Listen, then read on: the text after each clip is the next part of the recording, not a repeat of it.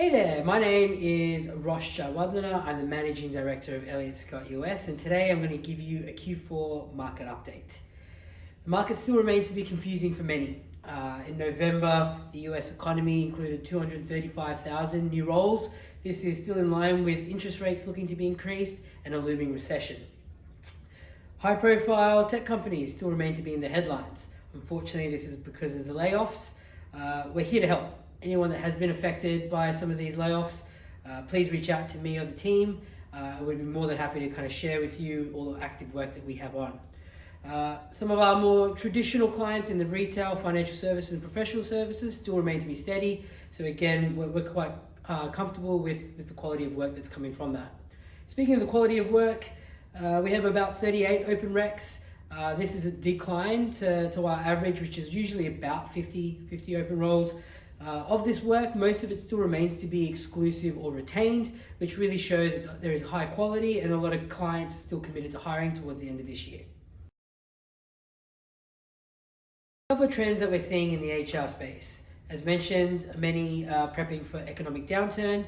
Many organizations led by the HR functions are focusing on things, unfortunately, like layoffs, org redesigns, retention planning, and upskilling, particularly around building organizational resilience. Companies are also conscious of how much they spent this year attracting the talent. So instead of looking to let go of that talent, they're looking to redeploy that internally. Some of the talent pools also remain quite short, with many still looking for remote work, changes to immigration policies, and a lot of skill gap shortages. Another trend that we're seeing is the introduction of pay transparency. This was brought in to combat pay equity.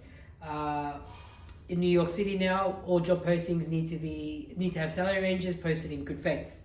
Some of the confusion has lied with companies not knowing what good faith is and having really broad salary ranges.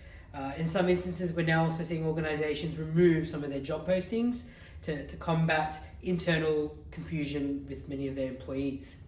This will be interesting to monitor as we go into next year, in particular with comp cycles coming in and many getting their own pay reviews. Looking into next year, we're looking to host many more in-person networking events. In November, we hosted our first since the pandemic.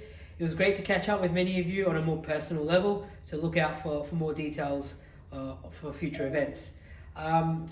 Season 4 of our podcast series, if you're not following it, go follow that. Some really interesting topics this season. 2 of my favorite topics. One has been on the 4-day work week. That's something I've definitely talked about this year. And another one was AI being used to combat employee burnout.